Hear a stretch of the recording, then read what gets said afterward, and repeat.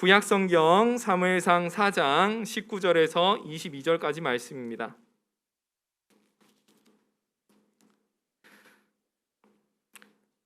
한 절씩 교독하도록 하겠습니다. 그의 며느리인 비느하스의 아내가 임신하여 해산 때가 가까웠더니 하나님의 궤를 빼앗긴 것과 그의 시아버지와 남편이 죽은 소식을 듣고 갑자기 아파서 몸을 굽으려 해산하고 죽어갈 때에 곁에 서 있던 여인들이 그에게 이르되 두려워하지 말라 내가 아들을 낳았다 하되 그가 대답하지도 아니하며 관념하지도 아니하고 이르기를 영광이 이스라엘에서 떠났다 하고 아이 이름을 이가봇이라 하였으니 하나님의 궤가 빼앗겼고 그의 시아버지와 남편이 죽었기 때문이며 또 이르기를 하나님의 궤를 빼앗겼으므로 영광이 이스라엘에서 떠났다 하였더라. 아멘. 자리에 앉겠습니다. 이가봇 하나님의 영광을 잃어버리다 라는 제목으로 박요한 목사님 나오셔서 말씀을 전해주시는데요. 귀한 목사님 보내신 하나님께 감사하고 우리 목사님 또 격려하는 의미에서 우리 박수로 맞이하도록 하겠습니다. 여러분 감사합니다. 오늘 정말 이 죽전우리교회 한번 꼭 와보고 싶었는데 왜 그러냐면 제가 전상실 목사님은 참 제가 이렇게 사랑하고 또 많이 배우고 싶은 목사님인데 또 교회도 이 죽전우리교회가 참 많이 닮고 싶은 교회입니다. 저희 교회는 이 서울 도봉구 끝자락 이 쌍문동에 있는 강북우리 교회인데 이 죽전우리교회 참 많이 여러 가지 것들을 담고 싶어요. 아까 우리 청년들도 참 너무나 귀한 사역들 하는 거 보면서 많이 도전도 되었고 아무튼 이 귀한 교회에 불러주시고 함께 오늘 말씀을 나눌 수 있는 이 은혜 주신 것 하나님께 감사를 드립니다. 오늘은요 이가봇 하나님의 영광을 잃어버리다 라는 제목으로 우리 하나님 말씀 우리 함께 나누도록 하겠습니다. 사랑하는 성도님들, 여러분들은 아마 살아가시면서 뭔가를 한번 잃어버린 그런 경험들 아마 있으실 거예요.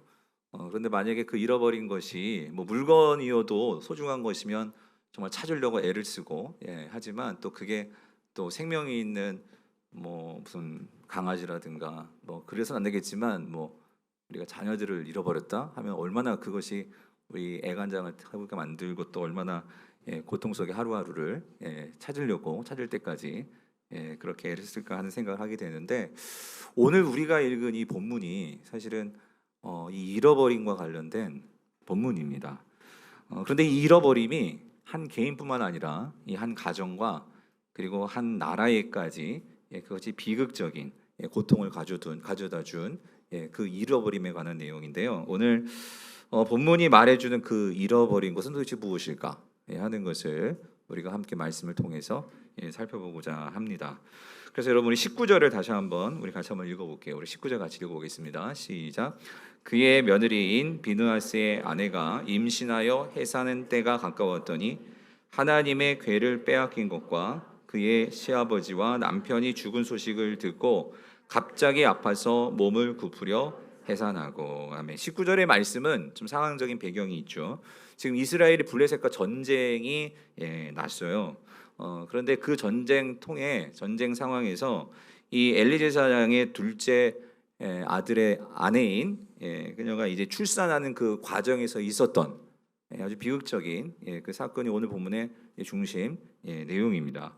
그런데 이 비느하스의 아내인 이 여인이 출산을 하는데 사실 출산을 하는 것은 아니었고 이 만삭이 되어서 출산이 가까워 오고 있는 그때의 아주 충격적인 소식을 듣게 되죠. 그게 뭐냐면 하나님의 법궤를 블레셋에게 빼앗겼고 그리고 그의 시아버지 엘리가 죽고 자신의 남편도 그 전쟁에서 전사하였다 하는 소식을 듣게 된 거예요. 이게 너무나 충격적이어가지고 이 여인이 쓰러지면서 결국은 그 충격에 이제 조산하게 되는데 그 과정에서 결국 이 여인도 아들을 낳지만 근데 이 여인도 죽게 되는 이것이 오늘 본문의 사건입니다. 그래서 20절을 보면은요. 자, 20절 다시 한번 같이 읽어볼게요. 시작. 죽어갈 때에 곁에 서 있던 여인들이 그에게 이르되 두려워하지 말라. 내가 아들을 낳았다 하되 그가 대답하지도 아니하며 관념하지도 아니하고. 예. 그러니까 이 여인이 이제 출산을 조산기가 와서 이제 그 산파들이 이 산모에게 온 것 같아요. 그래서 아들을 낳는데 그런데 이 여인이 점점 아들이 이제 나오고 있어요. 그런데 이 여인이 힘을 잃고 죽어가는 거예요. 그러니까 이 산파들이 그걸 볼 때 얼마나 다급하고 또 얼마나 안타깝고 가슴이 아팠겠습니까? 그래서 이 여인들이 이 산모에게 두려워하지 말라고, 지금 당신 아들이 지금 나오고 있다고 그렇게 위로하며 격려를 했는데 결국은 아들이 나왔어요. 나왔지만 그런데 이 아들을 이 산모가 낳는 그 기쁨도 누리지 못하고 결국 이 여인이 죽게 됩니다. 죽는데 근데 이 여인이 죽으면서 한 말이 있어요. 뭐라고 말을 남겼냐면 21절을 보니까 이렇게 말을 합니다. 이르기를 영광이 이스라엘에서 떠났다 하고 이 말을 한 거예요. 영광이 이스라엘에서 떠났다. 이 소리를 하고 결국은 죽습니다. 근데 이 말을 한 번만 한 것이 아니라 두 번을 합니다. 22절에 보면 또 이르기를 하나님의 괴를 빼앗겼으므로 영광이 이스라엘에서 떠났다. 이 말을 두 번이나 반복하고 결국은 죽습니다. 자, 성도님들, 산모가요 얼마나 그 아기를 이제 그러니까 임신을 하고 얼마나 이 아기를 만나고 싶고 또 그 아기를 출산하면서 또 출산하면 얼마나 그 기쁨을 같이 누리고 싶지 않겠습니까? 근데 이 여인이 마지막 그 충격적인 소식을 듣고 결국 아들을 낳는데, 그러면 저는 뭐 남자지만 여러분이 만약에 아들을 낳는다면 이때 이런 상황 속에서 무슨 얘기를 하겠습니까? 그러면은 이 아들을 뭐 누군가 잘 부탁한다고 하거나 뭐 아들을 좀 잘 돌봐 주세요라고 하거나 이런 말을 할 것 같은데, 이 여인은 아들과 관련돼서는 어떤 말도 하지 않고 무슨 말을 했죠? 영광이 이스라엘에서 어떻게 해요? 떠났다. 이 말을 하는 거예요. 왜 이 말을 하는 것일까? 그것도 두 번씩이나 이 말을 하는 그 의미는 무엇일까? 저는 이게 궁금했어요. 그래서 그 이유가 오늘 본문에 나와 있지는 않아요. 나와 있지는 않은데, 근데 이 여인이 이 말을 하는 이유가 뭘까를 암시하게 해주는 중요한 단서가 되는 한 단어가 나옵니다. 그게 뭐냐면 여러분 21절 여러분 성경을 보시면 이 이가봇이라는 단어가 있죠. 그죠? 이가봇이라는 단어가 있어요.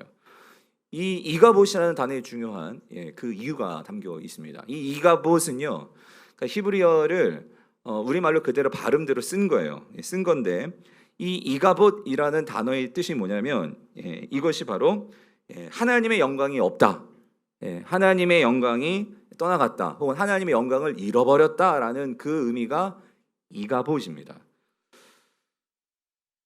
성도님들, 그런데 이 여인이 이가봇이라는 이 말을 한 것은요, 오늘 성경에서는 이렇게 얘기해요. 그렇게 말을 하면서 이것을 이 아기, 자기가 출산한 그 아이의 뭐로 지어졌냐면 이름으로 지어졌다, 그 소리입니다. 근데 이것도 좀 이상하지 않아요? 여러분, 내가 자녀를 낳았어요. 근데 자녀의 이름을 지어주는데 부모가 이 아이에게 하나님의 영광이 없다, 하나님의 영광을 잃어버렸다, 이렇게 지어주시겠어요? 아니 어떻게 하나님의 영광을 잃어버릴 수가 있어요? 만약에 우리가 자녀를 낳는다면 하나님의 영광이 뭐 충만하다, 뭐 하나님의 영광이 뭐 함께 하실 것이다, 이렇게 이름을 지어주는 게 정상이지 않겠어요? 근데 이 여인은 어떤 면에서는 성도들에겐 가장 이게 비극적인 거 아니에요? 하나님의 영광이 없고 하나님의 영광을 잃어버리고 이런 이름을 자녀에게 이름을 지어줬다? 이상하죠? 그럼 왜 그러는 것일까? 그래서 성도님들, 저는 오늘 본문을 보면서요, 근데 제가 앞서 우리 목사님들 강단 교류하시면서 보니까 또 어떻게 짠 건 아닌데 다 사무엘상 사무엘하를 본문을 하셨더라고요, 설교 말씀을. 그래서 이것도 하나님의 뭔가 또 인도하심이 아닐까. 그 지난주에는 또 우리 김상호 목사님이 사무엘 상이전 2장인가요? 아무튼 1장 2장에 하여튼 그 내용이 하셨잖아요. 이 연결이 되는데, 여러분 이 비느하스의 아내는요, 그러니까 이게 그 이스라엘의 여러분 그것도 대제사장, 시아버지가 대제사장이잖아요, 엘리 제사장. 그리고 남편은 또 제사장, 비느하스예요. 그러니까 얼마나 이스라엘에서는 가장 상위 클래스, 가장 그런 많은 것들을 누릴 수 있고 또 부유했을 것 같아요. 아무튼 사는 것도 그런 가정에서 며느리로 시집 와가지고 잘 살았단 말이에요. 살았는데 그런데 이 여인이 결국 시아버지 돌아가시고 남편 죽고 이런 모든 과정 속에서 마지막 순간에 이 여인이 깨달은 게 있는 것 같아요. 그게 뭐냐면 사실 아들을 낳았습니다. 그럼 아들을 낳았으니까 이게 모두에게 축하받고 경축받을 좋은 일이잖아요. 그런데 이 아들을 낳은 기쁨보다도 아들을 얻게 된 그 기쁨보다도 근데 이 여인에게 있어서요. 그가 죽는 순간에 마지막에 깨달은 게 뭐냐면 아무리 아들 얻는다 할지라도 여러분 지금이야 요즘 시대는 아들보다 딸들을 다 좋아하더라고요, 여러분. 근데 이 당시에 아들을 얻는다는 것은 이건 가장 여인에게는 큰 재산이고 생계가 보장이 되는 거고 가장 중요한 일이거든요. 근데 아들을 낳는 것보다도 이 여인에게는요 가장 중요한 것이 무엇인지를 그 죽어가는 순간에 깨달았는데 그게 뭐냐면 그것이 무엇일까요? 하나님의 영광이더라는 거예요. 내가 아무리 이 세상의 모든 것을 다 가져도 이것을 잃어버리면 그건 모든 것이 다 잃어버린 것이나 다름이 없구나 하는 것을 이 엘리의 이 며느리 비느하스의 아내는요 그 죽어가는 순간에 깨달은 거예요. 무슨 말이냐면 이 엘리의 며느리이면서 이 비느하스의 아내였던 이 여인은요 그가 누구보다도 잘 알죠. 이 엘리 제사장이나 그의 남편이 어떻게 그 이스라엘에서 그 좋은 것들을 누리고 또 좋은 것들을 가지고 사는지를 곁에서 봤을 거예요. 그런데 봤는데 곰곰이 생각해 보니까 왜 그 하나님의 대제사장이 이렇게 죽고 또 자신의 남편이 전사하냐 말이에요. 이런 걸 보면서 곰곰이 생각해 보니까 그동안은 미처 생각하지 못했던 이것을 발견하게 되는 거예요. 뭐냐면 우리에게 있어서 아주 중요한 것을 잃어버렸다는 거예요. 그게 뭘까요? 하나님의 영광이더라는 거예요. 그래서 이 여인이 마지막으로 자기가 아들을 낳으면서 여러분 생각해 보세요. 이 아들은요 이제 아빠도 없어요. 그리고 그 아들을 돌봐줄 할아버지도 없고 이제 자기도 지금 죽어가고 있어. 아무도 없어요 이 아들에게는. 그런데 이 아들에게 있어서 자기가 마지막으로 그렇게 죽어가면서 정말 가장 중요한 것을 알려주고 싶은 거예요. 사실 이 아이의 삶은 얼마나 비참한 삶이죠. 그런데 그 비참함보다도 정말 비참한 게 뭔지 아니? 이가봇이야. 뭐죠? 하나님을 잃어버리는 거, 하나님의 영광을 잃어버리는 거. 그게 정말 인생에서 가장 비참한 것이야. 어쩌면 이것을 잊지 말라고 이 엄마는 마지막으로 그 아들에게 그 이가봇이라는 이름을 지어준 것이 아닐까 저는 확신합니다. 그래서 지어줬을 것 같아요. 그러면서 여러분 이 여인이 그러니까 죽어가면서 이가봇 이가봇 이걸 두 번 외친 거거든요. 근데 이가봇 이가봇 외칠 때 그 옆에 있던 저는 이게 궁금하더라고요. 그 옆에서 이 출산을 도와줬던 이 산파들이 그 얘기를 들었을 거 아니에요. 이가봇. 그래서 왜 이걸 이가봇이라는 하나님의 영광을 잃어버렸다라는 이 외침을 들었을 때 그녀들은 무슨 생각을 했을까? 성도님들 지금 이 사무엘상은 이 왕정 시대가 아니라 아직 사사 시대잖아요. 여러분 사사 시대 잘 아시지만 사사 시대는 모두가 하나님을 왕으로 인정하지 않고 내가 왕 돼 가지고 각자의 소견대로 그렇게 살아가던 엉망진창의 시대가 사사 시대였잖아요. 그런 시대 속에서 어쩌면 저는 이런 생각이 들어요. 이 여인이 자신의 삶을 돌아보면서 가장 하나님의 영광에 가까이에 있었던 이 엘리 제사장의 그 가정 속에서 며느리로서 그러니까 그 시아버지를 보고 남편을 보면서 하나님의 영광을 가장 가까이서 볼 수 있는 그 자리에 있었는 그 연인이 인생을 놓고 돌아보니까 그런데 가장 그런 영광과 특권을 누릴 수 있는 자리에서 정말 보지 못하고 누리지 못했던 게 뭐냐면 생각해 보니까 그게 뭐예요? 하나님의 영광이더라는 거예요. 그래서 어쩌면 이 여인은 자신의 이 삶을 걸고 마치 선지적인 외침을 이 이스라엘에서 하고 있는 것 같아요. 하나님의 영광을 잃어버렸다. 하나님의 영광이 떠나갔다. 이걸 외치고 있는 거죠. 그런데 오늘 이 본문이 오늘 저와 여러분들이요. 오늘 우리 삶 속에서도 하나님께서 이 여인을 통해서 우리에게 외치시는 것 같아요. 과연 우리들의 삶은 이가봇은 아닌가? 하나님의 영광을 잃어버리고 하나님의 영광이 떠나가는데도 그것도 모르면서 우리가 예배를 드리고 그것도 모르면서 우리가 삶을 살고 있는 어쩌면 이 이스라엘 백성들 같은 어쩌면 그 하나님의 영광에 가장 가까이 있을 수 있는 이 제사장 이들과 같은 모습이 우리의 모습은 아닐까 그런 생각이 들더라는 거예요. 사랑하는 성도님들 여러분 어떠십니까? 여러분의 삶 속에서 하나님의 영광을 정말 경험하고 바라보고 체험하며 그렇게 사십니까? 우리가 매 예배 때마다 죽전우리에게도 그렇고 우리에게도 영광성을 부릅니다. 주님의 나라 임하게 하시고 주의 영광 보게 하여 주시고 우리가 찬양을 하는데, 가정마다 교회마다 예배되게 하여 주세요라고 찬양을 하는데, 과연 우리는 그 영광을 오늘 이 예배에서 우리가 정말 보고 있는가, 우리가 경험하고 있는가, 아니면 봤는데 내가 예배의 영광을 경험한 적이 있는데 지금은 단지 그때를 추억하면서, 그걸 추억하면서 그냥 우리가 이 자리에 있는 것은 아닌가, 아니면 영광이 뭔지도 모르고 보지도 못했고 그냥 예배하니까 그것도 모른 채 우리가 그냥 예배하고 있는 것은 아닌가. 사랑하는 성도님들 어떠십니까? 우리는 이걸 점검해 봐야 된다는 거예요. 왜냐하면 이스라엘 백성들도 수많은 제사를 드렸어요.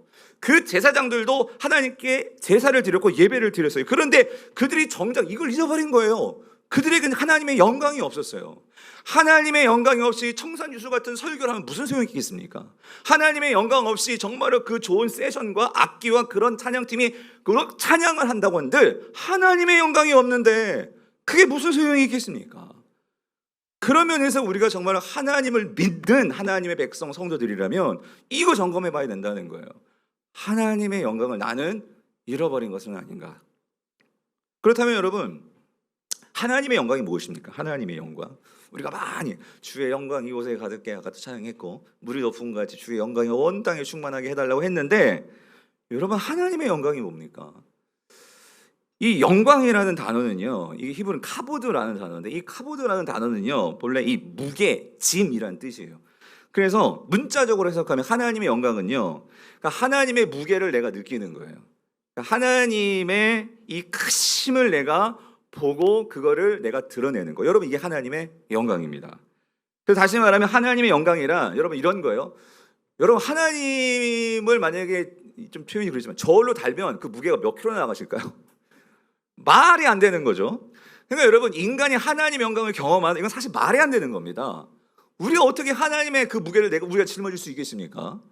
그런데 그럼에도 불구하고 하나님께서 우리에게 그런 하나님의 무게와 하나님의 크심을 우리에게 보여주십니다. 그래서 하나님의 영광은요, 이거를 저는 이렇게 해석할 수 있어요. 우리 인간이 경험할 수 있는 하나님의 최대치가, 중요한 건 이거예요. 우리가 보는 영광이 다가 아니에요.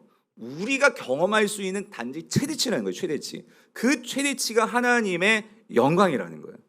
그렇기 때문에 우리는 하나님의 영광을 항상 사모하고 갈망할 수 있는 거예요. 왜? 그거는 무한정이거든요. 그래서 하나님께서 우리가 감당할 수 있는 만큼, 아니 그 최대치의 영광을 우리가 누릴 수 있게 하여 주시옵소서. 우리는 항상 그것을 구하고 그것을 사모해야 된다는 거예요. 그런데 여러분 하나님이요, 오늘 그 하나님의 영광을 우리 주변에 이 자연 만물 안에 하나님께서 심어 놓으신 거 아십니까? 특별히 우리가 하나님의 영광을 하나님의 임재라고 하는데, 하나님의 숨결과 하나님의 흔적과 하나님의 그림자가 온 피조 만물 가운데 있는데, 이거를 잘 노래하고 있는 것이 시편입니다. 시편. 그래서 여러분 시편 19편 1절을 보면 하나님의 영광에 대해서 이렇게 선포합니다. 같이 한번 읽어볼게요. 시작. 하늘이 하나님의 영광을 선포하고 궁창이 그의 손으로 하시는 것을 뭐예요? 나타내요. 여기서 중요한 건 여러분 선포하고 나타내다는 거예요. 그러니까 뭐냐면 여러분 하나님이 눈에 안 보이십니다. 그런데 눈에 안 보인다고 안 계십니까? 아니요. 하나님은 우리에게 어떻게 나타나시고 어떻게 보여주시냐면, 첫 번째는요, 이 피조 만물을 통해서 하나님은 그 영광을 드러내신다 그 소리예요. 이게 선포한다. 그리고 나타낸다 이거예요. 드러내신다. 그래서 이걸 쉽게 설명하면 이런 거예요. 여러분 우리가 하나님의 무게와 하나님의 임재를 자연 속에서도 우리가 누릴 수 있는데, 여러분들이 어떤 경관이 좋은 막 그런 뭐 관광지나 어떤 자연 풍경이 좋은 그런 곳에 가면 우리 특히 믿는 사람들은 거기에 탄복이 나오죠. 우와 하나님 대단하시다. 여러분 그런 거 경험하실 거예요. 그죠? 와 하나님 정말. 그래서 아까도 찬양했잖아요. 참 아름답구나. 그죠? 참 아름다워라. 우린 찬양하잖아요. 그게 뭐냐면 성도들은요, 이런 자연 만물의 그 장엄함과 그 풍경을 보면서 우리는 하나님을 경험할 수 있어요. 하나님을 느낄 수가 있어요. 그렇죠? 근데 이런 자연 만물은 한 가지, 세상 사람들은 그냥 좋은 풍경에서 끝나는 거예요. 그렇죠? 그래서 하나님께서요, 이런 자연 만물을 통해서 하나님의 영광을 드러내지만, 하나님이요 정말 하나님의 영광을 드러내기를 원하시는 이 피조세계 유일한 하나님의 창조하신 피조물이 누구일까요? 그게 사람이라는 거예요. 사람. 여러분 시편 8편 4절 5절을 보면은요, 이거 같이 읽어봅시다. 시작. 사람이 무엇이기에 주께서 그를 생각하시며 인자가 무엇이기에 주께서 그를 돌보시나이까.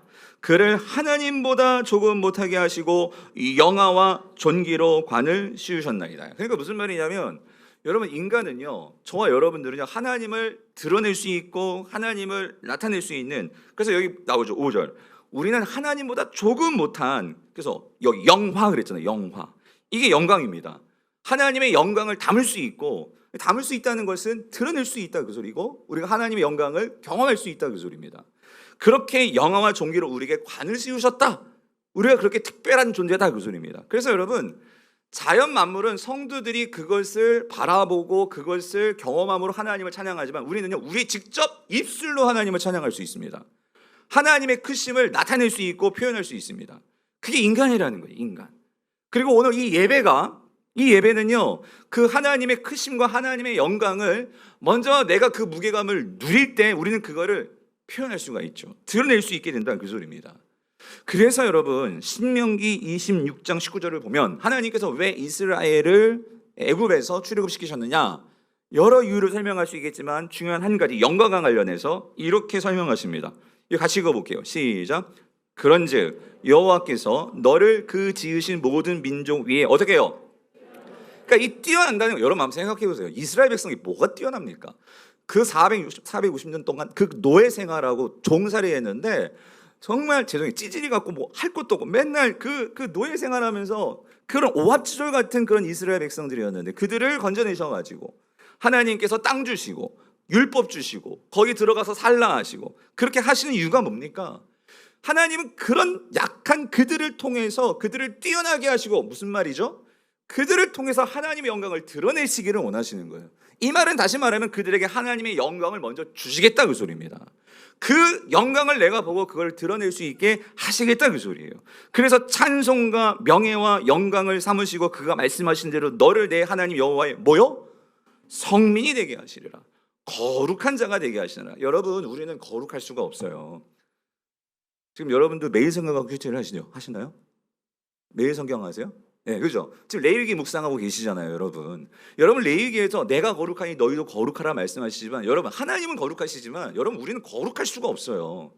우리는 죄로 항상 죄가 가득가득한 저와 여러분들 아닙니까? 그런데도 우리가 거룩할 수 있다는 것은 어떻게 거룩할 수 있는 겁니까? 한 가지예요. 레위기가 보여주는 건 한 가지예요.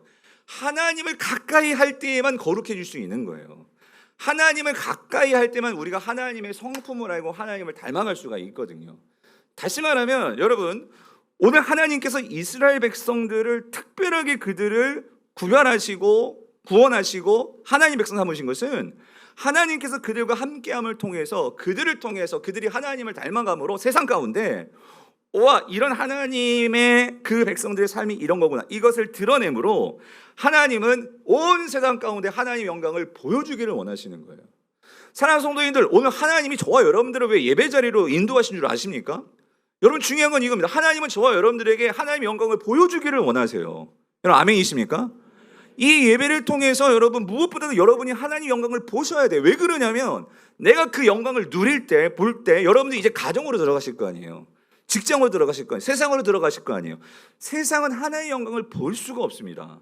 그럼 누구를 통해서 보는 거예요? 나를 통해서 보는 거예요. 저와 여러분을 통해서 보는 거예요. 그게 성민이다 그 소리입니다.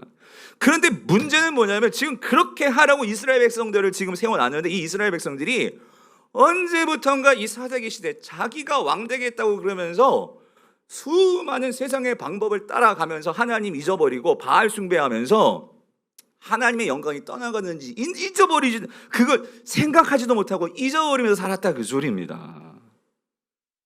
그런데 문제는 이스라엘 백성들은 그렇다 치고, 아니 제사장들도, 대제사장인 이 엘리 그 식구들도 그러고 있는 거예요. 그래서 여러분, 왜 하나님의 영광이 떠나가느냐, 그 이유를 분명하게 말씀하십니다. 사무엘상 2장 30절, 이거 중요한 말씀이니까 같이 읽을게요. 시작. 그러므로 이스라엘의 하나님 나 여호와가 말하노라, 내가 전에 네 집과 네 조상의 집이 내 앞에 영원히 행하리라 하였으나 이제 나 여호와가 말하노니 결단코 그렇게 하지 아니하리라. 나를 존중히 여기는 자를 내가 존중히 여기고 나를 멸시하는 자를 내가 어떻게 해요? 경멸하리라 말하고 있어요. 무슨 말이냐면, 여러분 여기서요, 나를 존중히 여기는 자를 내가 존중히 여기고 할 때 이 존중히 여긴다, 이 말이 뭐냐면, 이게 아까 여러분 영광이라는 단어가 이 카보드였잖아요. 하나님께 영광을 돌린다, 이 동사가 되면 이 카베드예요. 이게 존중이 여긴다가 카베드입니다. 하나님의 영광을 내가 보고 하나님의 그 영광을 드러낸다, 이 말이에요. 즉 나를 그렇게 무겁게 여기는 자를 나도 그를 무겁게 여겨줄 것이고, 그리고 여기 나를 멸시하는 자를 내가 경멸하리라, 내가 경멸한다, 이 말은 이게 칼날이라는 이 히브리어인데 카베드 칼날 비슷하죠. 이게 반대말이에요. 경멸이 여기는 가볍게 여기는 거예요. 가볍게. 하나님을 가볍게 여기면 나도 너를 어떻게 여길 거야? 가볍게 여긴다 그겁니다. 중요하게 보지 않을 거야, 이 말씀이에요. 그런데 여러분, 이 말씀이 왜 이 말이 나왔냐면 지금 하나님을 가장 무겁게 여겨야 하는 이 제사장인 이 엘리의 그 아들들 홈리와 비나스가 그들이 예배를 드리는 태도도 그렇고 삶의 모습이 이게 가관입니다. 가관인 거예요. 왜 제가 이 표현을 썼냐면 29절에 그걸 보여주거든요. 29절 같이 읽어볼게요. 시작. 너희는 어찌하여 내가 내 처소에서 명령한 내 제물과 예물을 어떻게 해요? 밟았다 그 소리야. 여러분, 하나님께 드리는 이 제물과 하나님께 드리는 이 예배를 밟았다, 이 말은 하나님의 것들을 어떻게 여겼다는 거예요? 소중하게 여겼다는 거예요? 아니죠. 얼마나 하찮게 여기고 얼마나 무시하고 함부로 되어 있다 그 소리예요. 밟았다. 그죠? 그리고 엘리에게 말해요. 너는 네 아들들을 나보다 어떻게 여겼대요? 더 중히 여겨서. 그래서 여기 중히라는 이 단어가 중히 여겼다는 단어, 이게 카베드예요. 그러니까 무슨 말이냐면 여러분, 엘리는 대제사장이거든요. 그럼 누구를 무겁게 여겨야 돼? 하나님인데 저울을 딱 놓으면, 하나님하고 아들을 딱 놓으면, 자녀를 놓으면 이 저울이 어디로 기워? 자녀를 기우는 거예요, 여러분. 제사장이 말해요, 제사장이.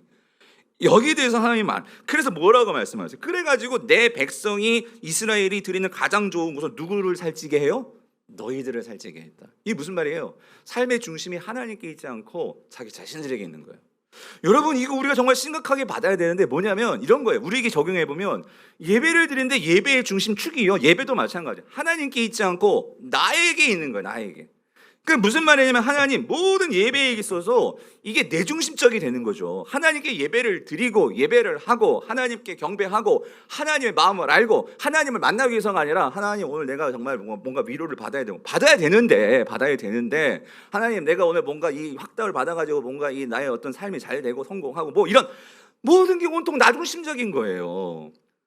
그런데 문제는 뭐냐면 성도님들, 그렇게 될 때 거기에서 어떤 무게감이 빠지게 되냐면 하나님에 대한 무게감이 빠진다 그 소리입니다. 나에 대한 무게감이 높아진다. 예배의 중심축도 그렇게 흔들릴 수 있다 그 소리예요. 그러면서 여러분, 우리는 하나님의 백성이라면 우리가 예배 한 번 드리고 말 게 아니잖아요. 우리가 죽어서 하나님 나라 가서도 예배 드릴 건데 우리 예배를 다시 한번 점검해 봐야 된다 그 소리입니다. 특별히 코로나 시대에 이제 우리가요, 어쩔 수 없는 상황이 저희도 마찬가지예요. 지금 영상으로 예배 드리신 분들 계실 거예요. 어쩔 수 없게 내가 지금 뭐 코로나에 걸렸던가 상황이 그래서 가정에서 예배할 수도 있어요. 상황이 형편이 그렇기 때문에. 근데 중요한 건 이거예요. 무게의 중심축이 내 삶에 하나님께 있지 않으면 여러분 이겁니다. 가정에서 영상으로 예배를 드려도 무게의 중심축이 있을 때는요, 그 예배가 하나님을 향해서 드리는 예배의 태도가 다를 거예요. 그런데 어느 곳에 있든지 우리의 중심축이 하나님을 무겁게 여기야지면, 여러분 죄송한 말씀입니다, 이 자리에서도 우리 예배가 하나님께 무게감이 실리지 않으면요, 오늘 이 예배도요 똑같이 우리가 예배를 드리지만 어떤 분은 하나님의 영광을 보게 될 거예요. 그렇지만 어떤 분에게는 죄송하지만 하나님의 영광이 아닌 그냥 예배, 그냥 죄송해요, 구경하고 가는 거예요. 목사로서 여러분들께 간절히 소망하고 여러분들께 간절히 기도하면서 이 자리에 다니며 올라오면서 다 마찬가지일 거예요. 여러분, 우리 모두가 소망하는 건 뭐냐면 예배의 영광을 봐야 되잖아요. 하나님의 영광을 봐야 되잖아요. 그래서 여러분, 이렇게 말씀드릴 수 있을 것 같아요. 내가 정말 하나님을 무겁게 여기느냐? 우리가 이거를 뭐를 통해서 그것이 드러날 수 있을까요? 물론 우리의 모든 삶을 통해서 하나님의 무게감과 하나님의 영광이 드러나야 되는데, 특별히 우리가 모든 성도들이 모여서 함께 왜 이렇게 예배를 드리죠? 이 예배를 통해서 우리가 그걸 점검해야 되는 거예요. 뭐냐면 우리가 드리는 이 예배를 통해서, 이 예배의 태도를 통해서 분명한 거 한 가지, 여러분들이 생각하는 하나님의 무게가 드러나는 거예요. 우리가 드리는 이 예배를 통해서 내가 얼마나 하나님을 무겁게 여기고 소중하게 여기는지가 드러나는 거예요. 예를 들어 볼게요. 만약에 이런 거예요. 여러분, 내가 어떤 일이 있어요. 중요한 뭐 주일에도 뭐 미팅일 수도 있고 뭐 계약일 수도 있어요. 있는데 물론 그것이 정말 중요하기 때문에 그 시간에 가야 할 수도 있겠죠. 그런데 이런 부분에서 어떤 고민도 없고, 뭐냐면 이 예배를 통해서 우리가 주일은 함께 공동체적으로 하나님을 향한 우리의 마음과 우리의 생각과 우리의 뜻을, 물론 모든 시간이 하나님의 시간이지만, 그러나 나는 하나님의 백성입니다. 난 하나님을 잊지 않고 살려고, 나는 하나님과 함께 영원히 저 하나님 나라에 들어가서 하나님을 예배할 것이 우리의 마지막이고 우리의 모든 삶의 전부이기에 하나님, 내가 그걸 잊지 않기 위해서 난 주일을 지킵니다. 이런 성도의 이 하나님 예배에 대한, 하나님 영광에 대한 이런 사모함과 이것이 분명하지 않으면 여러분, 그런 주일에 어떤 문제가 생기고 어떤 일이 생길 거예요. 아무런 고민 없이 거기로 가실 거예요. 네. 내가 어떻게든지 이 하나님께 이 나의 무게감, 내가 생각하고 있는 하나님의 이 무게감을 내가 드러낼 수 있는 표현의 자리가 예배인데, 이게 없으면 예배는 우선순위에서 빠지게 됩니다.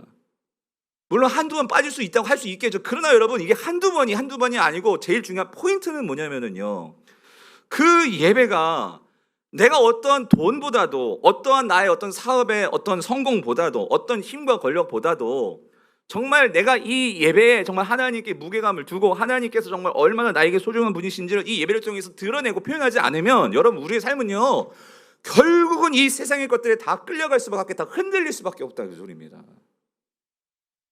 그래서 하나님께서 말씀하시는 거, 나를 무겁게 여기는 자를 내가 무겁게 여길 것이고 나를 가볍게 여기는 자를 나도 가볍게 여길 것이다. 시편 1편 1편, 여호와를 정말로 사랑하는 자는 그 말씀에 뿌리를 박잖아요. 그러나 악인은 그렇지 않으며 바람에 나는 뭐와 같아요? 겨와 같도다. 뭐 뿌리가 없으니까 여기로 불면 후 날아가고 저기로 불면 후 날아가고, 가벼운 거예요, 인생이. 사랑하는 성도님들, 기억하십시오. 성도의 예배는요, 하나님의 가치가 드러나는 현장입니다. 그러면 내가 하나님을 얼마나 경외하고 얼마나 사랑하는지, 얼마나 하나님을 존중히 여기는지, 여러분, 그건 분명하게 예배를 통해서 드러난다는 그 소리예요. 그런데 여러분, 이런 생각, 목사님, 뭐 하나님만 그렇게 예배를 우리만 그렇게 예배를 중요하게 생각해야 됩니까? 여러분, 그거 아세요? 하나님은요, 이 예배를 위해서 여러분 목숨을 거신 분이십니다.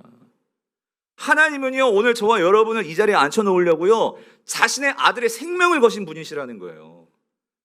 여러분, 우리가 어떻게 하나님께 나아가서 예배를 드릴 수가 있습니까? 여러분, 우리가 레위기 묵상하는 거 아시나요? 하나님께 예배 드리려면 우리의 어떤 죄가 있으면 그냥 못 드려요. 양을 잡든지 소를 잡든지, 어쨌든 그 하나님의 거룩하신 분 앞에 이 죄인이라는 것이 얼마나 두렵고 얼마나 이것이 하나님 앞에서 하나님께 나아가는 걸 금하는지를 우리가 정말로 체험하도록 레위기는 그것을 가르쳐 주는데, 지금 우리가요 정말 하나님께서 우리 모든 자들을 하나님의 영광에 초대해 주신 것은요, 하나님께서 저와 여러분들에게 은혜를 베푸시고 긍휼을 베푸시는 것은요, 오늘 그 하나님께서 하나밖에 없는 그 예수 그리스도 그 아들의 피를 흘리셔가지고 오늘 우리가 얼마나 힘든 이 세상에서 살다가 여기에 모였습니까?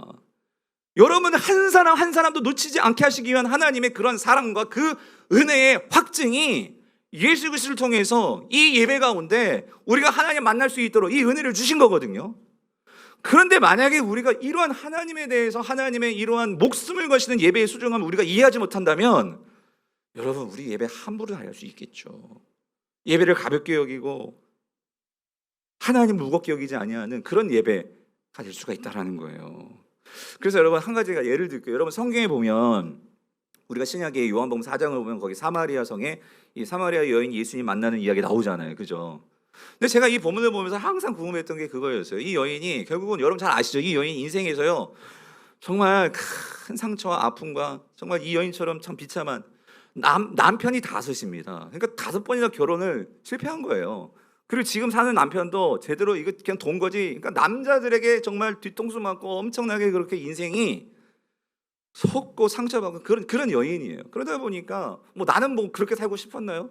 정말 그렇게 사는데 사람들은 또 이 여자를 막 그렇게 뭐 음란하니 어쩌니 막 이렇게 손가락질 하니까 여인이 어떻게 사람들 속에서 살 수 있겠어요? 그러니까 물을 기르러 나오던 그 땡볕에 그 정오에 그 항아리 읽고 나온 거예요. 근데 거기 예수님이 계셨잖아요. 근데 예수님께서 딱 거기서 물 좀 주세요. 그러니까 이 여인이 갑자기 경계하면서, 아니 왜 모르는 남자가 나한테 물을 달라고 하지?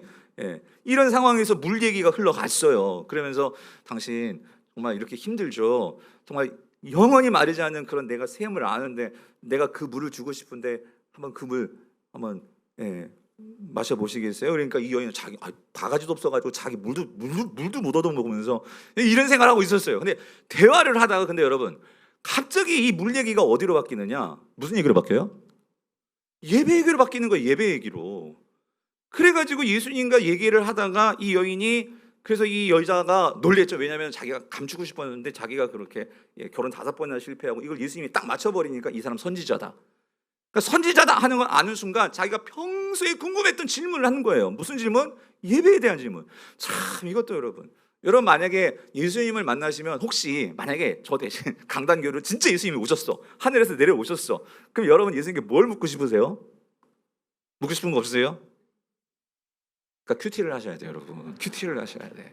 말씀 묵상을 하셔야 돼. 그게 평소에 그래야 이게 이 질문이 나오는데 여러분, 그러니까 이 여인은 평상시에 항상 고민했던 게 이 예배인데 왜 그러냐면 자 보세요.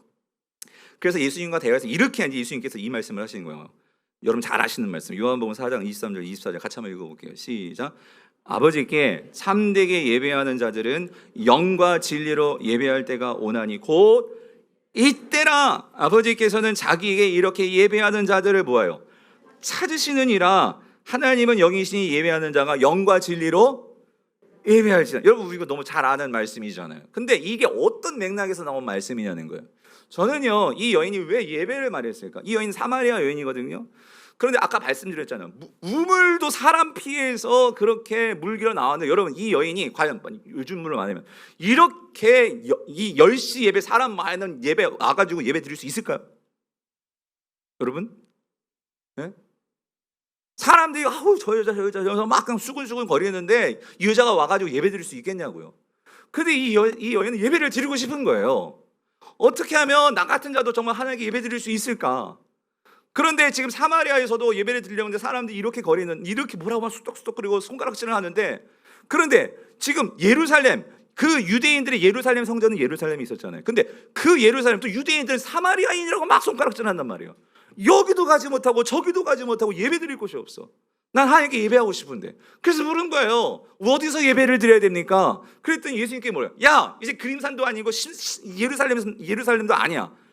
있잖아. 이제는 새롭게 예배할 때가 오는데 내가 왔기 때문에 이제 네가 영과 진리로 내가 보내줄 성령과 이 진리 내가 말해주는 내가 진리잖아. 내가 가르쳐주는 이 말씀을 가지고 하나님께 나아가면 이제는 장소가 중요한 게 아니야. 네가 영과 진리로 하나님께 나아가면 어느 곳에서든지 하나님께 예배할 수 있어. 그것이 곧 이때라. 이 여인이 그 얘기를 듣는 순간 완전 뚜껑이 열리고 삶이 완전히 변화되는 거예요. 뭐냐면 아니 그런 예배가 지금 시작이 되었다고요? 내가 정말 그렇게 원했던 게 하나님께 예배하는 건데. 그래서 이 여인이 그 복음을 듣는 순간 어떻게 해요? 완전히 인생이 바뀌어가지고 그 사마리아 성에 들어가가지고 그 자신들에게 손가락질하고 이상한 눈치 줬던 그런 사람들에게 두려워하지 않고 뭐래요? 내가 메시아 만났다고. 여러분도 와보라고. 성도님들 뭘 말해주는 거죠? 여러분 예배는요 사람을 살리는 능력이 있습니다. 예배에서 하나님의 영광을 보게 되면요 우리의 삶이 치유가 될 수 있다는 거예요. 여러분 이거 믿으십니까? 안 믿으니까 능력이 안 나타나는 거예요. 여러분 내가 정말로 이거를 사모해가지고 내가 정말로 간절함을 가지고 이 예배에 나와서 하나님의 영광을 내가 정말로 경험한다면 왜요? 아까 말씀드렸잖아요. 하나님의 영광을 보여주기 위해서 안달이 나신 분이신데 근데 우리가 예배를 사모하지 않으니 우리가 예배에 대해서 간절한 마음도 없고 그런 마음이 없으니 제가 여기다가 이 확신을 가지고 여러분께 말씀드릴 수 있는 것은요 여기 나왔잖아요 여러분 23절에 이렇게 예배하는 자들을 하나님이 뭐 하신다고요? 찾으시느니라 그 소리입니다. 지금 찾고 계시는 거예요. 이쪽부터 쭉쭉쭉쭉쭉쭉 찾고 계시는 거예요. 네? 그게 무슨 말이냐면 여러분 참 이게 너무 은혜가 되면서도 어떤 면에서는 조금 정신나게 하는 말씀이에요. 예배 자리에 앉아 있다고 찾는다는 것은 뭐냐면 정말 영과 진리로 나한테 나아가는 자 하나님은 찾아보신다 그 소리예요. 그래서 여러분 아마 여러분 보세요. 하나님도 아시지만 정말 하나님께 하나님의 영광을 사모하면서 예배 자리에 나오시는 분을 하나님도 아시지만 여러분 자신도 알걸요? 내가 이 자리에 끌려 나온 건지 그냥 나온 건지 나 자신이 알걸요? 정말 어제부터 막 사모하면서 이 자리에 나온 건지 저는 이 자리에 정말 사모하면서 왔어요. 오늘 제가 죽전을 위해 한다고 그래가지고 어제 밤에요 잠이 안 오는 거예요 여러분. 너무 막 가고 싶고 또 보고 싶은 분도 계시고 그래가지고 어제 12시 반에 누웠는데 잠이 안 와. 그리고 또 이런 거 있잖아요. 못 일어날까 봐. 아 정말 끔찍하잖아요, 여러분. 예. 그래가지고 오늘 여기에 우리 목사님 7시 40분까지 오라는데 제가 7시까지 왔어요.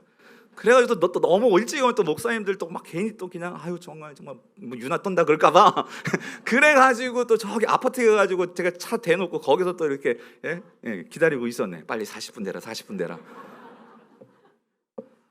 여러분, 그러니까 우리가 여러분, 그러니까 뭔가 이렇게 기대하고 사모해도 이게 막 그 전날부터 막 기대되고 그런 거 있잖아요. 예? 성도님들, 하나님은 그런 예배자를 찾으신다 그 소리예요. 미국에 제임스 맥도날드라는 목사님이 계시는데 이거 조금 된 책이지만 이 버티컬 처치라는 책이 있어요. 수직적인 교회. 그러니까 뭔가 하나님과 연결된 그런 교회란 그런 의미인 것 같아요. 근데 이 책을 보면 거의 이런 내용이 나오는데 여러분 한번 제가 적어왔는데 들어보세요. 예배를 통한 살아계신 하나님과의 진정한 만남은 모든 것을 변화시킨다. 첫째, 하나님이 커 보인다. 이게 영광을 보게 되었다 그 소리입니다. 하나님이 커 보인다. 둘째, 나와 내 죄, 나의 짐은 모두 제자리로 돌아간다. 바로 이것이 교회가 감당해야 할 역할이다. 자연에서 만나는 하나님의 영광이 아니라, 여러분 자연에서 아까 말씀드렸잖아요. 큰 좋은 광경을 보면 우리가 우와 하나님 그렇지만 그것이 아니라 오직 교회만이 제공할 수 있는 색다르고 심지어 더 장엄하기까지 한 하나님과의 만남이 있다. 왜 그러냐면 교회는요 직접적으로 하나님을 선포하잖아요. 하나님을 찬양하잖아요. 그런데 하지만 요즘 교회는 하나님의 영광을 제대로 드러내지 못하고 있다. 교회에서 하나님의 영광을 드러내지 못하니 도통 전도가 되지 않는다. 매주 전능하신 하나님의 임재를 우리 마음속에서 날뛰는 교만의 고삐를 매야 하건만 그렇게 하지 못하니 가정이 흔들리는 것이다. 여러분 보세요. 하나님이 얼마나 크시고 무거운지를 우리가 체험하게 되면은요, 여러분 왜 우리가 교만해지죠? 나 잘났다 이 소리예요. 내가 조금 잘 나간다 그 소리예요. 그걸 눌러놔야 되거든. 이게 안 눌러지니까 어떻게 해요? 기고만장하는 거죠. 하나님께서 예배를 통해 진짜 크신 분, 우와 대단하신 분 보면은 우리는 그거 겸손할 수밖에 없어요. 겸손한 게 비굴한 게 아니라 그런 크신 하나님이 있기 때문에 때로는 또 내가 약할 수가 있잖아요. 근데 그 크신 하나님을 만났기 때문에 그런 하나님이 나의 보호자가 되시고 나의 주가 되시고 왕이 되시기 때문에 그분을 신뢰한다면 우리는 어때요? 위로와 힘을 얻을 수 있겠죠. 이 모든 것이 하나님의 영광과 관련됐다는 그 소리죠. 그래서 교회에서 하나님을 만나지 않고 그분께 예배를 드린다는 건 앞뒤가 맞지는 않는다. 내가 하와이의 화산 입구에서 장엄한 광경을 보고 느낀 것이야말로 우리 모두가 매주 교회에서 경험해야 할 일이다. 우리는 마음과 목숨과 뜻을 다해 우리를 지으신 분과 하나로 연결되지 않으면 영적으로 살아남을 수가 없다. 여러분 그거 아세요? 지금 우리가 드리는 예배는요, 여러분 요한계시록을 보면 하나님께서 우리가 이 지금 땅에서 예배를 드릴 때 천상에서도 예배가 지금 되어지고 있다는 거 여러분 아십니까? 여러분 요한계시록 여러분 4장과 5장을 보면 거기서 영광스러운 천상의 예배가 되어지고 있는데, 여러분 사실 우리가 드리는 예배는요 그 예배를 연습하고 있는 거예요. 다시 말하면 그 하나님께서 지금도 예배하시는데 우리가 예배할 때, 그래서 주기도문 외우시잖아요. 뜻이 하늘에서 이루어진 것 같이 땅에서도 어떻게 해요? 이루어지다. 우리가 그거를 선포하는 게 뭐냐면, 여러분 교회는요 왜 특별하냐면 하늘과 땅이 연결될 수 있는 유일한 이 지상에 하나님께서 세워놓으신 그 연락처가 교회입니다. 성도들이 함께 모여서 하나님을 사모함으로, 그래서 여러분들이 이 3층 저 문을 들어올 때마다 내가 오늘 하나님과 정말로 연결된다, 그 천상 예배와 연결된다라는 그런 꿈과 소망을 가지고 들어오게 되면 여기에서 예배드리는 그 예배의 태도도 감격도 분명히 달라지실 거예요. 여러분 제가요 분당에 있을 때 큐티 사역했잖아요. 여러분 제가 생각하는 게 뭐냐면 성도님들이 이런 것 같아요. 성경을 우리가 잘 모르니까 그거를 안다면 여러분들이 이 예배를 대하는 방식도, 그리고 여러분들이 꿈꾸는 것도 분명히 달라질 거예요. 그런 면에서 목사님들이 막 성경을 묵상하십시오. 그리고 요즘 보니까 요한계시록 뭐 하대요, 여러분. 맞죠? 그런 거 와가지고 요한계시록을 같이 듣고 하면서 하나님의 꿈을 우리가 보게 되면 이 땅에 있는 것들이 어떤 면에서 한찮게 보일 수도 있다 그 소리입니다. 소중하지 않다는 게 아니라 상대적으로 더 큰 가치가 있는데 우리가 그걸 모르니까 이 땅의 것에 우리의 모든 마음과 생각과 중심이 다 끌려간다 그 소리죠. 그래서 여러분 저희 교회가 이제 뭐 멀리서 오신 성도님도 계세요. 죽전 우리도 어디서 제일 멀리서 오시는 분이 누구신지 모르겠지만 저희 교회도 한 분 중에 여자분은 이번에 같이 제자 훈련 받으신 집사님인데 집이 역삼동에서 이제 우리가 2부 예배가 10시 50분이거든요. 오려면은 그러니까 누구보다 더 일찍 일어나야 누구보다 더 준비를 하셔야 되겠죠.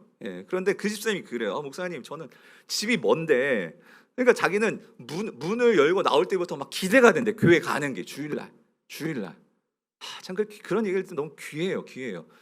그래가지고 그분이 오시면 꼭 앞자리에 앉거든요. 제 설교 할 때 보면 눈 마주치고 조는 적을 본 적이 없어요. 저는 진짜 이분 아니 그 똘망똘망한 눈으로 젊은 집사님이신데 항상 그렇게 사모하면서 예배를 드리는데, 근데 그 옆에 집이 코앞이야, 교회에 쌍문동. 근데 그분 왜 졸지?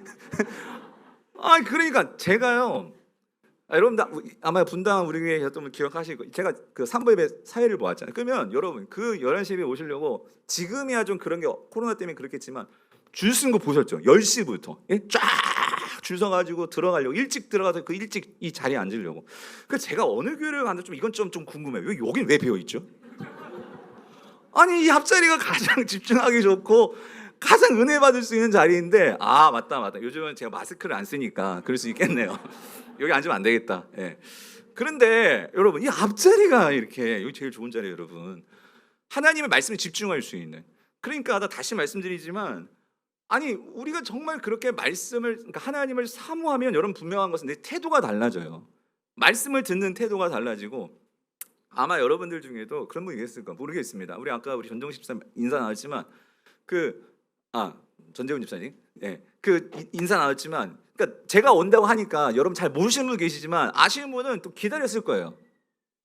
전 집사님 기다리셨죠? 그러니까 왜냐면 만나고 싶은 거예요. 오래간만에 또 뵈시지만, 근데 여러분 하나님도 마찬가지. 우리가 일주일 동안 그렇게 살면서 삶 속에서 예배하시지만 특별히, 근데 여러분 성도들 간의 교제도 참 중요합니다. 주일날 보고 싶은 성도들이 있어야 돼요, 여러분. 첫 번째는 전상철 목사님 보고 싶어야 되고, 제가 이걸 보니까 이 강단교를 하시는 거 보니까 한 3주 4주 이렇게 설교하시면 담임 목사님 보고 싶을 것 같아. 그렇지 않아요? 이쪽은 반응이 없네. 그러니까 보고 싶으실 것 같아. 이게 있는 거거든요. 그것처럼 교회 성도들이 보고 싶으면, 근데 하나님은요 그걸 너무 좋아하세요. 성도들이 서로 보고 싶어하고, 우리 집사님, 순장님, 권사님 보고 싶어하고, 그리고 거기다 같이 함께 모이면 또 하나님께 영광스러운 예배를 드리고 찬양을 드리고, 여러분 그게 얼마나 하나님께 기뻐하시는 일이겠냐고요. 그럴 때 하나님의 영광이 드러난다, 그 소리예요. 오늘 우리가 앞에서 안 읽었지만 여러분 사무엘상 초반부를 보면은요, 아까 말씀드렸죠, 블레셋하고 이스라엘 전쟁이 났어요. 전쟁이 났는데, 그런데 여기에서 결국은 첫 번째 전쟁에서 패배합니다, 이스라엘이. 이때 사상자가 나와요. 4,000명의 군사가 죽습니다. 이 4,000명이 죽으니까 이스라엘 이제 리더들이, 장로들이 이제 정신 차리고, 야 이거 왜 그런 거야? 아니 하나님께서 분명히 우리에게 승리를 주시고 그랬는데 왜 우리를 지시게 하지? 블레셋에게 왜 지게 하시지?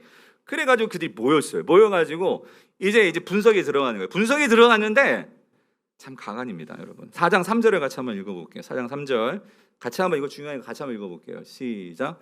백성이 진영으로 돌아오매 이스라엘 장로들이 이르되, 여호와께서 어찌하여 우리에게 오늘 블레셋 사람들 앞에 패하게 하셨는고, 여호와의 언약궤를 실로에서 우리에게로 가져다가 우리 중에 있게 하여 그것으로 우리를 우리 원수들의 손에서 구원하게 하지 아니하냐. 여러분 지금 생각해 보세요. 지금 전쟁에 나갔다가 졌어요.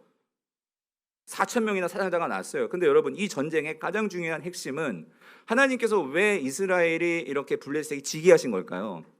지금 이스라엘이 하나님 백성이라고 하지만 그들에게 뭘 잃어버렸어요? 하나님의 영광을 잃어버렸어요.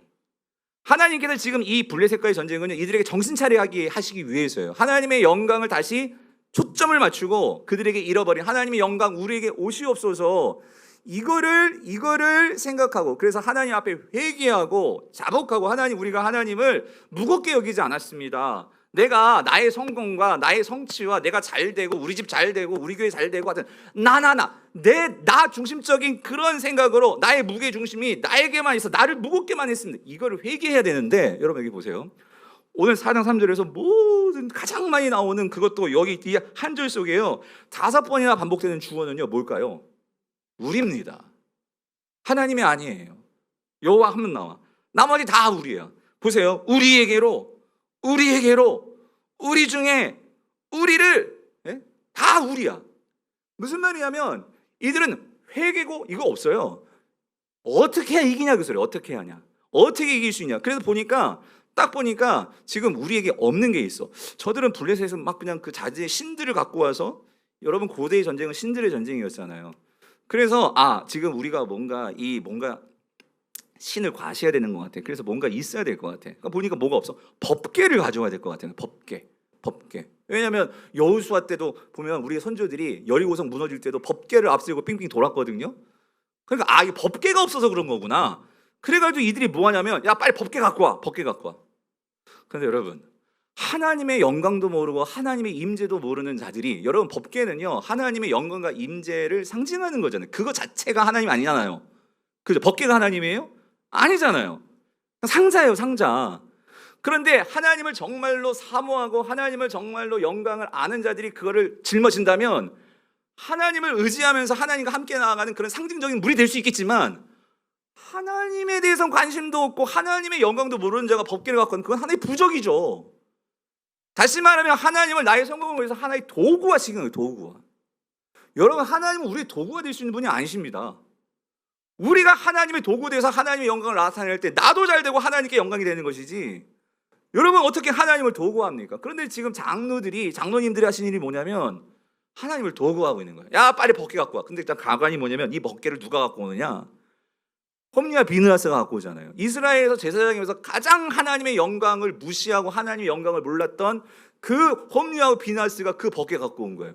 여러분, 하나님의 영광도 모르는 제사장이 그 법궤를 가지고 나아가니 여러분 하나님의 영광이 나타나겠습니까? 그저 죽은 거예요. 그래서 하나님의 영광을 모르고 그렇게 함부로 나가다가 하나님 경멸하다가 결국 거기서 죽었다 그 소리입니다.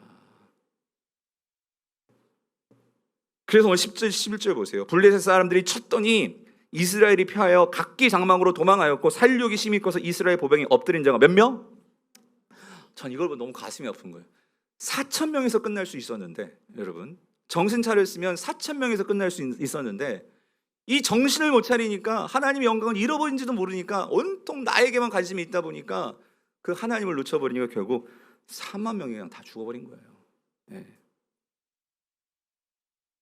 그리고 또 하나, 이 소식, 법궤 빼앗겼죠. 자기 두 아들 죽었죠. 이 소식을 엘리가 들었어요. 엘리가 들었는데 엘리는 어떻게 되었을까요? 여러분 4장 18절 이거 같이 한번 읽어봅시다. 중요한 말씀이기 때문에 같이 읽어볼게요. 시작.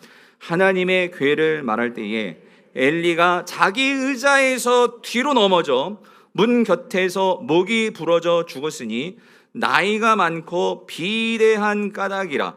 그가 이스라엘의 사사가 된 지 40년이었다. 여러분 어떻게 비대한 까닭이라 밑줄 긋고 이걸 좀 우리가 묵상할 필요가 있는데, 여러분 보세요. 충격적인 소식을 듣고 와 하면서 뒤로 쓰러지다가 목이 부러져 죽었거든요. 근데 성경은 뭐라고 기록하고 있냐면, 목이 부러져 죽긴 죽었는데 나이가 많긴 많았는데, 근데 여기 한 가지를 좀 기록해 놓은 게 뭐냐면, 그가 어땠대요?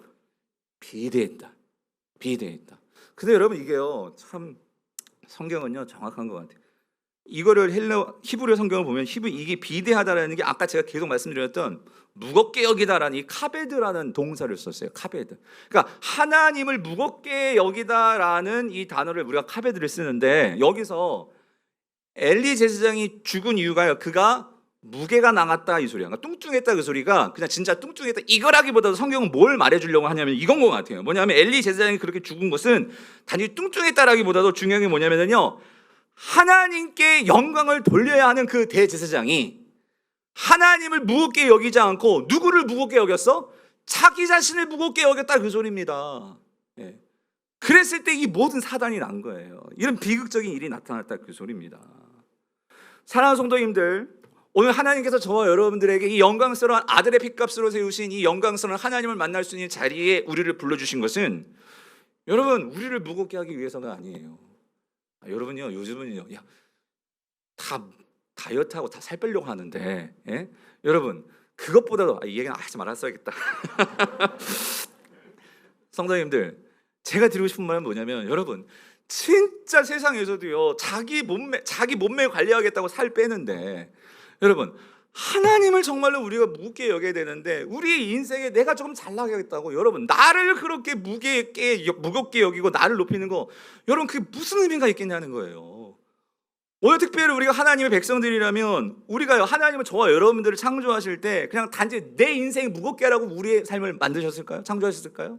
아니라는 거예요. 하나님은 저와 여러분들에게 가장 영광스러운 것을 보여주십니다. 하나님의 영광을 우리에게 주십니다. 근데 그것은 우리가 그걸 보고 뭐 하라고? 드러내라고. 예. 하나님이 얼마나 크신지를 우리가 드러내라고. 그렇게 드러낼 때 중요한 것은 여러분, 여러분의 삶에 참된 의미가 생겨요. 내 삶에 참된 목적이 생겨요. 예. 우리가 여러분 아까 그 청년들이 하는 그 모습을 볼 때 그들이 무슨 자기의 무게감 가지려고 그랬어요? 세상 청년들은 그 시간에 돈 벌든지 무슨 공부를 하든지 뭐 그러겠죠. 그런데 정말로 하나님의 무게감을 드러내기 위해서 그렇게 애를 쓸 때 사랑하는 성도님들, 누가 보고 계세요? 누가 찾으세요? 하나님이 찾으신다는 거죠. 말씀을 맺겠습니다. 사랑하는 성도님들, 오늘 우리가요, 오늘 하나님께서 이 죽전 우리 교회에 정말 하나님께서 사랑하시는 저와 여러분들을 불러주셔서 하나님의 영광을 볼 수 있는 이 매 주일마다 이 자리를 우리에게 허락해 주십니다. 여러분, 이 자리를 정말 사모하시기를 바랍니다. 이 자리를 통해서 여러분의 삶에요, 그 사마리아 여인의 인생이 변한 것처럼 우리 인생이 어떻게 변할지 모르는 거예요. 그러므로 예배를 사모하면서 이 자리에 나올 때마다. 그래서 여러분, 오늘도 아까 2부 예배 때 나오셔가지고 여러분, 하나님은요 그거 아셔야 돼요. 여러분을 통해서 하나님의 영광을 드러내기를 원하세요. 저는 우리 교회에서 항상 그런 얘기해요. 하나님은요, 성령님은요 손도 없고 입술도 없고 여러분 없어요. 그렇기 때문에 하나님은 저를 필요로 하세요. 오늘 하나님은요 이 설교자인 저를 통해서 여러분들에게 하나님의 영광을 드러내시기를 원하시는 거예요. 그러면서 저는 이렇게 생각해요. 우리 교회에서도 그렇고 제일 은혜 받는 사람이 누구냐? 저는 저라고 생각해요. 왜냐하면 하나님의 영광, 이 말씀을 내가 먼저 그 은혜에 사로잡힐 때 내가 사로잡혀야 하나님의 영광이 드러나지 않겠습니까? 제가 뭐 말이 어눌하고 뭐 그건 상관없어요. 내가 하나님이 좋으니까 그걸 드러내고 싶은 거예요. 오늘 안내하시는 분도 마찬가지예요. 여러분, 안내하시는 분들이 정말 그 서서 성도들을 맞이할 때 그 밝은 표정이 있잖아요. 그 표정이 내가 정말 하나님을 사랑하고 하나님을 정말로 좋아해서 성도들이 이제 온단 말이에요. 그럴 때 나를 통해서 그 하나님의 영광이 드러날 수 있다면 그런 마음을 가지고 안내를 서보세요. 오늘 찬양하시는 분들도, 찬양팀도 제가 1부 때도 말씀을 드렸지만 그냥 반주하고 찬양하는 게 아니라 먼저 여러분들이 찬양하면서 은혜를 받으셔야 돼요. 내가 찬양을 하면서 내가 성도들이 찬양을 잘하게 만들어야지, 이게 아니라 오늘 1부 때도 그렇고 2부 때도 이 교회는 목사님들이 찬양 인도를 하시더라고요. 내가 먼저 하나님을 진짜 찬양할 때 그 은혜 가운데 사로잡힐 때 여러분, 굳이 여러분들에게 막 찬양하세요 막 이럴 필요가 없는 거지. 내가 그렇게 기쁘게 찬양하면 여러분들이 그 모습을 보면 나도 찬양하고 싶어지는 거죠. 여러분, 오늘 대표 기도하신 집사님 어디 계세요? 집사님? 예. 제가 1부 때도 확인했지만 집사님 여기 계세요? 아무튼 그 집사님 대표 기도하시려면 이거 하루아침에 뚝딱 나와요? 아마 일주일 내내 고민하면서 그 원고 고치고 그러면서 그런 과정 속에서 뭐가 임하는 거죠? 그분에게 하나님의 영광이 임하는 거예요. 그러니까 그렇게 기도할 때 우리가 은혜를 받잖아요. 그리고 여러분, 오늘 전상철 목사님도 마찬가지예요. 매 주일마다 강단에 쓰시는 모든 목사님들이 그러실 거예요. 한 가지, 하나님 나를 통해서 하나님의 영광이 드러나기를 원합니다. 그런 마음으로 강단에 쓰실 거란 말이죠. 그러면 말씀을 듣는 여러분들은 어떠세요? 그냥 구경하는 게 아니라 여러분 또한 하나님, 내가 예배를 드릴 때 그 목사님이 주시는 말씀, 데살로니가 교회처럼 우리 목사님 데살로니가 강의하시더라고. 데살로니가 교회가 하나님의 말씀을 정말 바울의 말씀을 하나님이 하시는 말씀처럼 들었던 것처럼 여러분들이 그렇게 반응해주고 지금 너무 감사하게 눈 맞춰주시고, 예? 진짜 한 분도 조는 분이 안 계세요. 아까 한 분 계셨다가 깼었어. 그럴 때 여러분, 이 예배가 우리가 다 같이 은혜 받는 거 아니겠어요? 바라기는 우리 죽전 우리가요 정말 하나님의 임재와 영광이 가득한 그런 예배 되시기를 축원합니다. 그래서 여러분들이 성령 충만한 예배자가 되시고요, 평생에 하나님의 영광을 결코 잃어버리지 아니하시는, 그래서 이가봇이 없는 그런 죽전 우리 교회 되시기를 주님의 이름으로 축원드립니다. 오늘 이 말씀 생각하면서 우리가 이 찬양하고 기도합시다. 정말 하나님, 이곳을 지나가 주시고 이곳을 덮어주시고 정말 우리의 무너졌던 모든 소망들이 회복이 되고 내 예배가 살아날 수 있도록 우리 함께 해달라고 우리 같이 이 찬양으로 하나님께 나아가겠습니다. 지극히 높은 주님의 낮이 성소로 들어갑니다. 세상의 진을 벗고서 주 보좌 앞에 엎드리리. 내 주를 향한 사랑과 그 신뢰가 사그러져 갈 때 하늘로부터 어떻게 해요? 장막이 덮이네. 우리가 그 안에서 주님 이곳을 덮으소서, 이곳을 덮으소서. 주님 이곳을 비추소서, 비추소서. 내 안에 무너졌던 소망, 졌던 모든 우리가 이 믿음 가지고 다 회복하리니 되리니. 주님 이곳을 지나소서, 주님 우리를 이곳을 만지소서, 이곳을 만지소서. 내 안에 죽어가는 모든 예배, 죽어가는 모든, 여러분 어떻게 해요? 다 살아나리라, 살아나리. 우리 다같이 다시 한번 간절한 마음으로 이곳을 주님 덮으소서, 이곳 덮으소서, 이곳을 비추소서, 비추소서. 주님 내 안에 무너진 모든 소망, 무너졌던 모든 소망 다 회복하리니. 주님 이곳을 지나소서, 아멘. 이곳을 만지소서, 소서. 내 안에 죽어가는 모든 예배, 죽어가는 모든 예배 다 살아나리라. 오늘 이 믿음 가지고 기도하기를 원합니다. 주님 언제부턴가 나도 모르게 이 예배가 죽어버린 것 같고 하나님의 영광이 잃어버린 것 같고 그런 성도들이 계십니까? 주님 다시금 살려주시옵소서. 오늘 나의 모든 예배가 다시 회복되게 하여 주시옵소서. 우리 죽전 우리 교회 모든 예배 1부, 2부, 3부뿐만 아니라 모든 각 교회 학교 예배가 살아날 수 있도록 하나님 예배를 살려 주시옵소서. 오늘 주님 여러분이 사소하세요. 여러분이 예배 회복이 있을 때 여러분의 가정에 그 예배의 영광이 흘러가는 줄 믿습니다. 여러분의 가정도, 여러분의 직장도, 여러분의 세상도. 그래서 하나님은요 여러분들에게 관심이 있으세요. 그래서 찾으시는 거예요.